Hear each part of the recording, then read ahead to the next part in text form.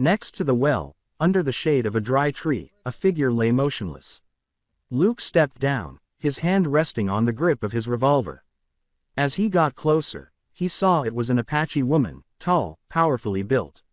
One leg twisted at an unnatural angle. Dried blood crusted around the leather legging. Her sun-darkened face was smeared with dust. Her lips cracked and dry. She was still breathing, faint but steady in her hands. She clutched a small leather pouch. Holding it so tightly it looked like letting go would mean death. Luke knelt beside her, quickly checking the injury. Not an open fracture, but serious enough to make walking impossible. He glanced around. No sign of anyone else, but there were old hoof prints leading west. "Can you hear me?" he asked softly. Her eyelids fluttered open. Her deep black eyes filled with suspicion, scanned his face, then stopped at the gun on his hip.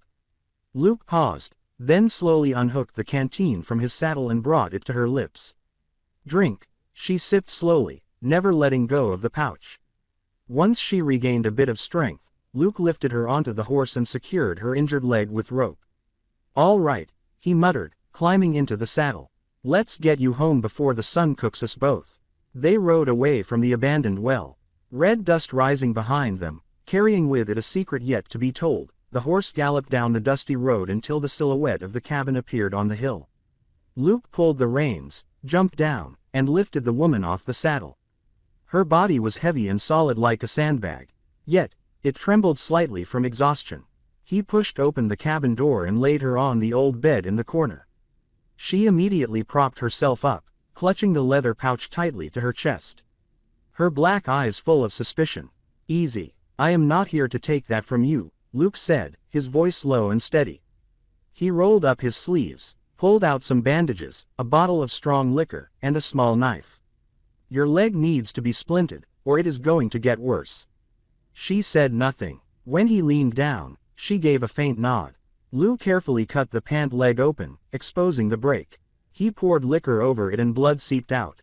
She gritted her teeth through the pain, sweat beading on her forehead, but not a single sound escaped her lips. "Stubborn as a mule," Luke muttered as he placed 2 wooden slats alongside her leg and tied them tightly with rope. When he was done, he set a canteen and a blanket next to her. "Stay here. I will sleep on the porch." She did not answer, only turned her head to watch him as he walked away.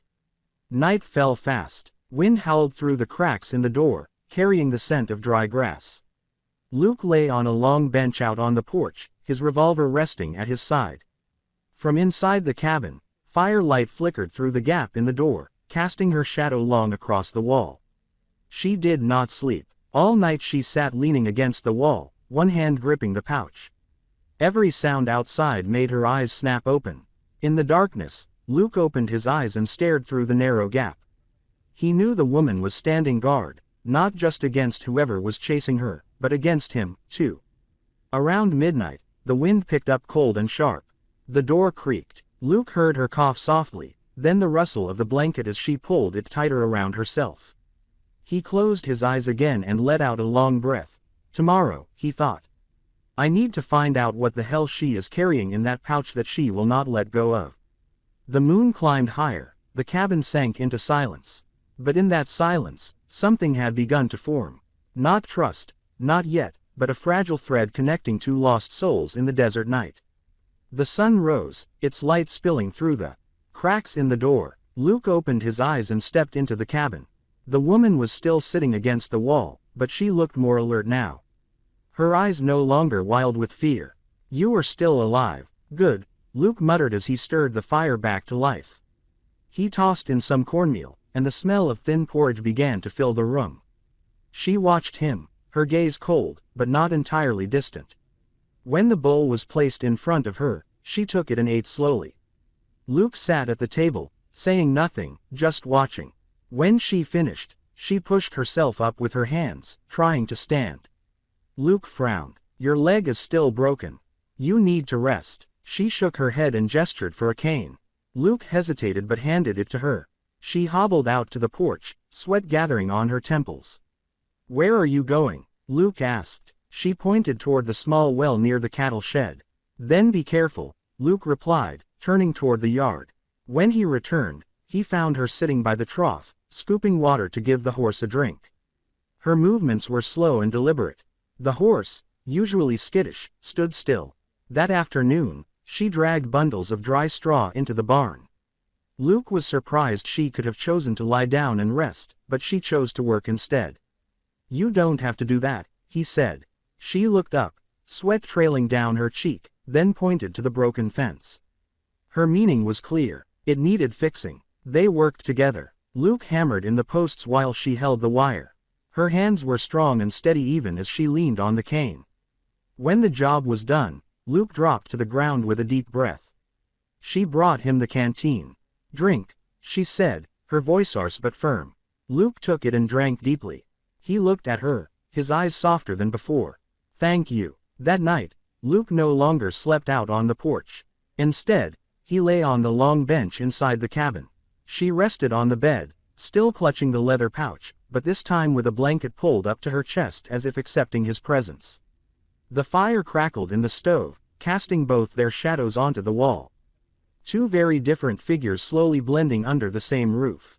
That night, the desert wind howled in gusts, making the cabin door tremble. Luke lay on the long bench, one hand resting lightly on the grip of his revolver. The fire crackled in the stove. Just as he began to drift off, a soft rustling sound stirred the silence. Luke opened his eyes and glanced through the darkness. The girl was sitting upright, her back to him. Firelight flickered across the room, casting her shadow long and tall on the wall. Slowly, she opened the leather pouch. A faint metallic clink echoed in the room. Luke held his breath. Inside was a silver totem carved in the shape of a wolf howling at the moon. Beneath it was an old singed piece of leather map. She touched the totem with trembling fingers, then pressed it gently to her forehead as if in ritual. "What are you carrying?" Luke's voice broke the silence low and steady. She flinched and turned to face him. Her dark eyes flashed with caution, but the fear was no longer there. "Proof," she said softly, her voice raspy from a dry throat. "They accused my father of betraying the tribe. They plan to execute him at the next full moon. This totem proves he is innocent. I have to get it back in time." Luke propped himself up on one elbow. "And the men chasing you? They want it. If I die, the truth dies with me." The room fell quiet. Outside, the wind wailed through the night, making the cabin shudder. Luke stood and walked toward her, looking straight into her eyes. "Then you are not going anywhere until you are strong enough to stand. I will not let you die out here in the desert over that pouch." Her eyes blinked. Once, not from fear, but from surprise. No one had said anything like that to her since the day she was cast out. Luke turned back toward his place, his voice growly. "Get some sleep. We still have fence mending to do in the morning." She quietly placed the totem back inside the pouch and pulled the blanket up around her. For the first time, her hand no longer gripped the pouch as if it were her last lifeline. Tonight, in the glow of the dancing fire, the cabin felt warmer, as if a silent pact had just been made between two strangers. "I am truly grateful to have you here." If this story brought back memories, dusty afternoons, the sound of hooves echoing in your heart, then go ahead and subscribe to my channel. So each day we can sit together once more and I will share with you another tale from the Wild West. The next day, the sun blazed high in the sky. Luke was stacking lumber in the yard to build new fence posts while Neely hobbled along with her cane, dragging bundles of straw back to the barn. She worked in silence, stubbornly refusing to rest. While rummaging through the old storage shed looking for rope, she accidentally dropped a worn handkerchief. The fabric had faded with time, the pattern barely visible. Nellie bent down to pick it up and brushed off the dust. Luke stepped in at that exact moment, his eyes darkened. "Put it down," he said, his voice low like distant thunder. Neely froze, then slowly placed the handkerchief on the table. "I was just trying to clean it." "Do not touch it," Luke growled. He picked up the cloth and folded it carefully, his eyes distant. The air turned heavy. Neely pressed her lips together, then walked out into the yard, leaning on her cane, leaving Luke alone. The entire afternoon passed with barely a word between them. Only when the sun dipped below the horizon did Luke light the fire inside the cabin, the scent of smoke spreading through the room. Neely came in and sat by the hearth quietly placing a neatly folded blanket on the chair. "That handkerchief," Luke began, his voice slower now. It belonged to my wife. She died during the epidemic. I kept it to remind myself that I once had a family." Nellie stared into the flames, saying nothing. After a long pause, she finally spoke. "I had a family, too. They said my father betrayed the tribe and cast me out. If I do not return the totem, he will die for something he did not do." The fire crackled between them. Luke sat beside her and let out a heavy sigh. "Maybe I overreacted." Nellie turned to him. Her dark eyes were tired but softer now. The silence stretched. The fire light cast their shadows on the wooden wall. Luke reached out, gently touching the scar on her shoulder. She did not pull away. The distance between them shrank. Their first kiss came not in a rush, but slowly, as if both had waited far too long for a moment like this. When they parted, Luke stood up and tossed another log into the stove. "Tomorrow, we finish the fence. I am going to need your help." Nellie nodded. That night, she slept deeply for the first time since arriving at the ranch, and Luke for the first time saw the cabin as more than a place of shelter. It was slowly becoming a home. Early the next morning, with dew still clinging to the grass, Luke heard the sound of hooves in the distance. He grabbed his gun and stepped out onto the porch. An Apache warrior rode up tall and lean, his face painted red, his eyes sharp like blades. He pulled his horse to a stop and stared directly at Luke. "I am looking for someone," he said, his voice rough. "A woman named Nieli. She stole the tribe's totem and fled. If it is not returned, blood will be spilled." Luke tightened his grip on the gun. "She is inside." Nellie stepped into the doorway, her legs still braced, but her gaze hard as stone. "I did not steal it. The totem was taken by someone else to frame my father. I only took back what was ours." The warrior sneered, eyes full of contempt. "That is what every traitor says. Your father has already been condemned. Bringing it back will not save him, only bring more shame to your family." The air grew thick. Luke looked at Nieli, and for the first time he saw her anger falter, just for a moment replaced by a flicker of fear. When the warrior rode off, vowing to report back to the tribal council, Luke turned inside. He set the gun down on the table and looked at her squarely. "Is there anything you have not told me?" Nellie froze, her hand instinctively gripping the leather pouch. "I have told you the truth. If you do not believe me, I will leave." "Leave? Go where?" Luke snapped. "You can barely walk. Then I will crawl if I have to." She shot back, eyes blazing. In that moment, the cabin seemed to shrink around them. Luke turned away, stepping onto the porch, taking a deep breath to rein in his anger. After a while, he returned, his voice low. "Maybe I was wrong, but I know one thing. If you walk out that door now, you will die." Nellie stood still, her chest rising and falling.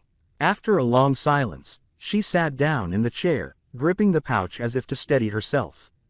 "I do not want you caught up in this," she said softly. Luke sat across from her, eyes never leaving hers. "If you go, I go with you. I choose to stand with you, right or wrong." Nellie looked at him, and in her eyes was something more than fear. There was a glimmer of trust. That night, they reinforced the windows and prepared the ammunition, as if bracing for a storm. But this storm was not only coming from outside, it was rising from deep within their hearts. 3 days later, Nieli's leg had started to heal. She still leaned on her cane, but refused to let Luke go alone. "We have to bring the totem before the full moon," she said, her eyes fixed on the distant mountains where the tribal council would gather. They prepared at first light. A canteen of water, some dried provisions, and a Winchester fully loaded. Luke strapped the leather pouch securely to the saddle, then turned to Nellie. "Let's go." This time, there was no turning back. The road into the mountains was silent, broken only by the sound of hooves and the wind. But less than a mile from the valley, a gunshot rang out. A bullet slammed into the trunk of a tree beside them. "Bandits," Luke growled, pulling Nieli off the horse and behind a boulder. 4 masked men charged from behind a patch of cacti. "Hand over the pouch," one of them shouted, aiming his gun. "Come and take it," Luke replied, his eyes cold. Gunfire erupted. Bullets kicked up clouds of dust. Luke returned fire, dropping one of them, but his shoulder jerked back. He had been grazed, blood soaking through his shirt. Nellie clenched her jaw, grabbed Luke's Winchester, bracing herself with the cane. She stood tall, the barrel aimed at the leader. Go if you want to live, she said, her voice, but ringing like a command. The two remaining men exchanged a look, then dragged their fallen comrade and fled. Neely dropped to her knees beside Luke and quickly tore fabric to bind the wound. Can you still stand? Luke gave a tired smile. I promised to get you there. I am not dying yet. They pressed on until the firelight of the council circle appeared at the base of the mountain. The tribe stood in a solemn ring, their faces stern.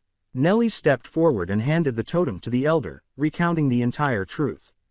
The silence was absolute. The elder took the totem, then gave a slow nod. Your father will be spared. And this man, he said, turning to Luke, stood with you. From this day forward, he is considered a friend of the tribe. Nellie turned to Luke in the firelight. Her dark eyes shimmered not with fear, for the first time, but with the quiet resolve of peace. They left the valley at dawn. Morning mist blanketed the fields, making the path home feel washed clean after a long night. Luke rode slowly, his wound bandaged, the cloth stained red with blood, but he never uttered a word of pain. Nellie walked beside him, limping slightly, but holding her head high. She no longer clutched the leather pouch to her chest. It now hung at her side, tied to her belt, as if the burden had become a part of who she was. When the outline of the cabin appeared on the hill, Luke let out a quiet breath. We are home. Nellie paused, looking at the weathered frame. Home. Luke nodded. If you want it to be. She did not answer. Instead, she stepped into the yard, removed the brace from her leg, and began picking up the boards that had fallen during the last storm. Luke watched her, a faint smile playing on his lips. In the days that followed, they worked side by side as if nothing had ever happened. Luke drove new fence posts. Nellie led the horses back, repaired the water trough. Each evening, they stopped work at the same time, sitting on the steps, sharing a drink of water, silent, but no longer strangers.